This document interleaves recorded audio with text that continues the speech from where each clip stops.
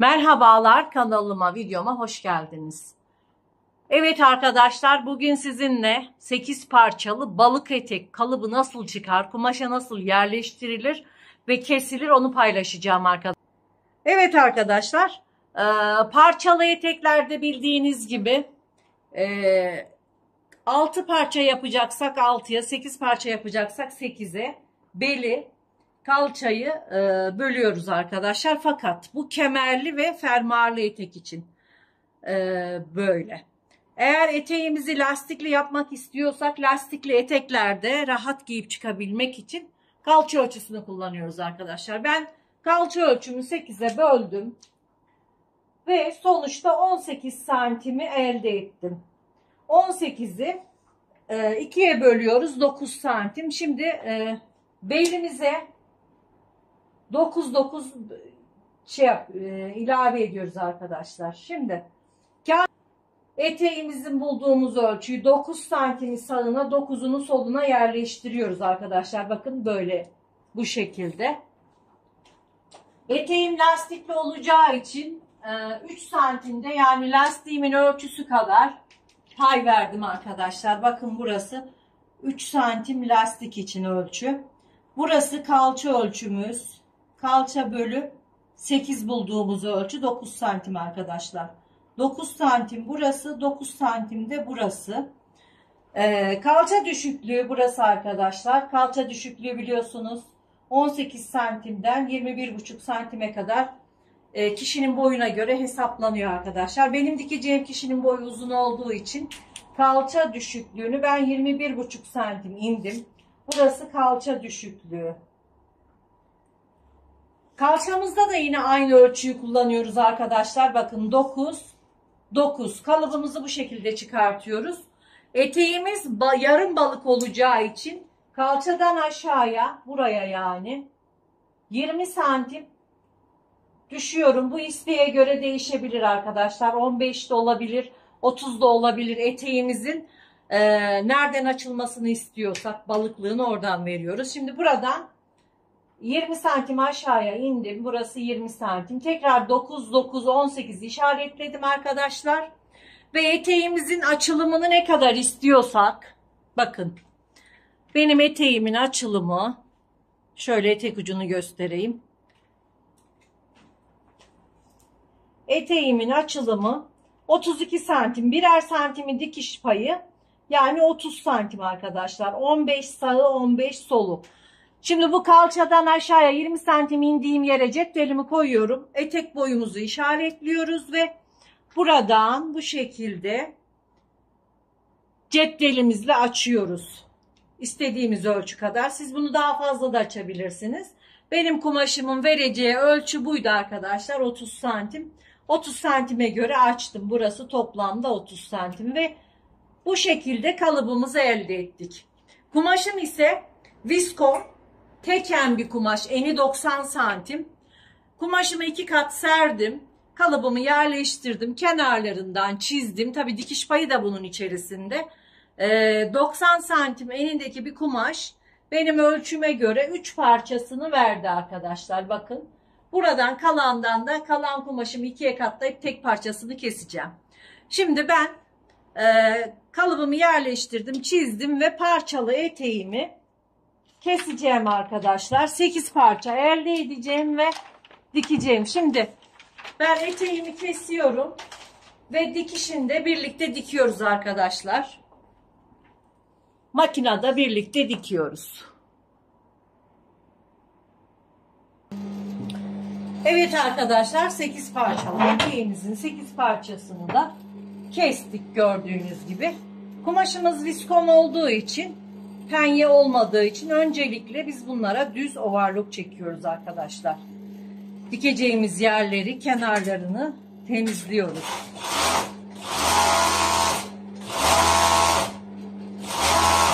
Bu şekilde 8 parçasını da yanlardan böyle overlock'ta temizliyoruz.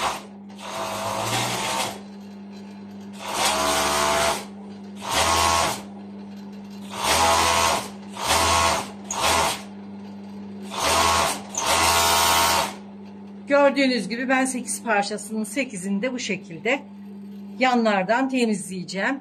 Videomuz uzun sürmesin arkadaşlar. Ben şimdi bunların hepsini temizleyeceğim. Düz makinede dikişe geçeceğim. Evet arkadaşlar, overlock'ta işimiz bitti. Parçalarımızı tek tek overlock'unu çektik. Şimdi düz dikişte birleştireceğiz parçalarımızı. Gördüğünüz gibi.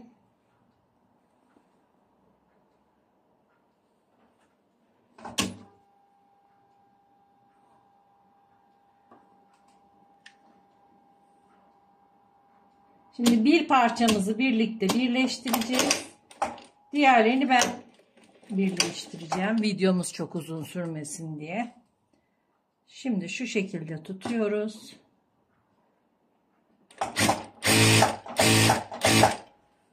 Overlock dikişlerini üst üste getirip koyuyoruz. Hemen dikişin dibinden dikiş parlarına sabit kalarak parçaları birleştireceğiz. Parçaları ne alttan ne üstten fazlalık çıkartmayacağız arkadaşlar.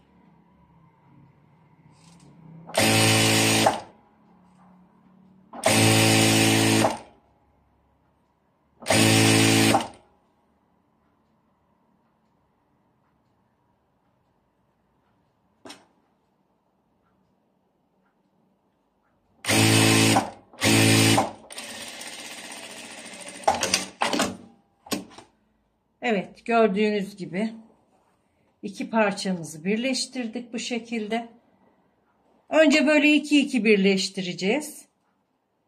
Sonra birbirine birleştireceğiz. Ben şimdi bütün parçaları dikiyorum. Gördüğünüz gibi eteğimizi birleştirdik arkadaşlar. Tek kenarını açık bırakıyoruz ve açık bırakmıyoruz. Neden açık bırakıyoruz? Ütüyü çok rahat yapabilmek için. Şimdi diktiğimiz dikişleri ikiye açarak ütülüyoruz.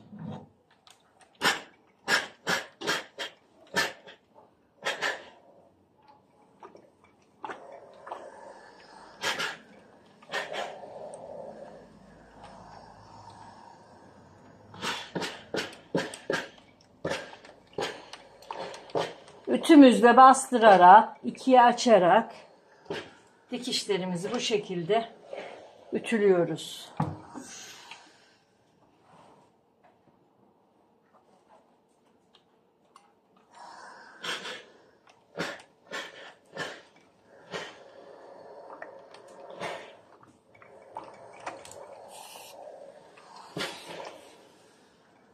Ben komple ütüleyeceğim. Daha sonra en son dikişimizi dikip eteğimi birleştirip orayı da ütüleyeceğim arkadaşlar. Daha sonra lastiğimizi takacağız. Etek altını kıvırıp eteğimizi bitireceğiz. Evet arkadaşlar, eteğimizin son kenarını da diktik. Ütüledik ve şimdi belimize göre lastiğimizi kestik. Lastik takacağız arkadaşlar. Eteğimiz otomatikmen zaten 4'e bölünmüş vaziyette arkadaşlar. Lastiğimizi 4'e böldük. İşaretledik düzgünce dikebilmek için. Şimdi bu işaretimize 2 dilimimizi getiriyoruz. Şu şekilde tutup açıyoruz.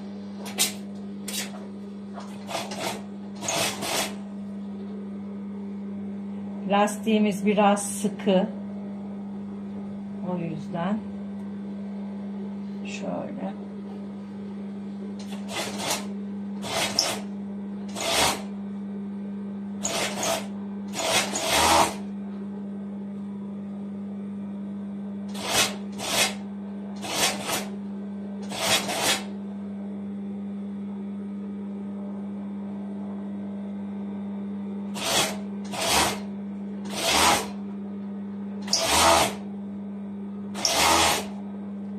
Lastiğimizi kestirmeden dikiyoruz.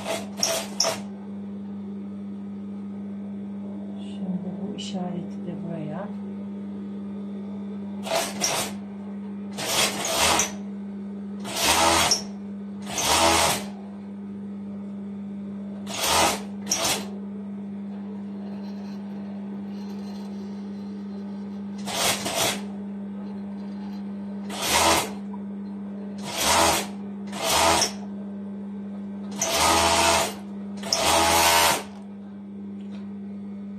Lastiğimizin büzgülerini eşit bir şekilde taktık arkadaşlar. Şimdi etek ucunun overlock'unu çekeceğim.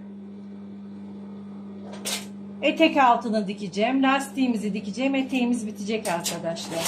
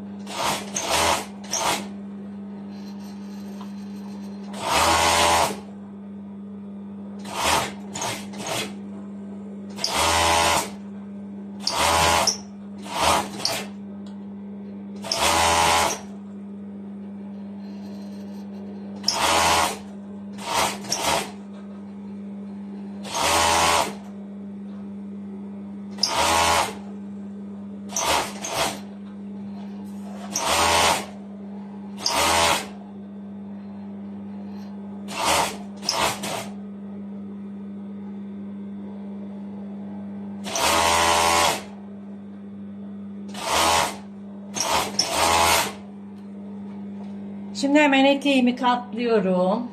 Lastiğimi de katlıyorum. Eteğimin bitmiş halini paylaşıyorum. Evet arkadaşlar, gördüğünüz gibi eteğimiz bitti. 8 parçalı balık eteğimiz. Bu şekilde. Müşterim çok beğendi. Siz de beğendiyseniz eğer beğeni ve yorumları unutmayalım arkadaşlar. Hoşça kalın, sağlıkla kalın.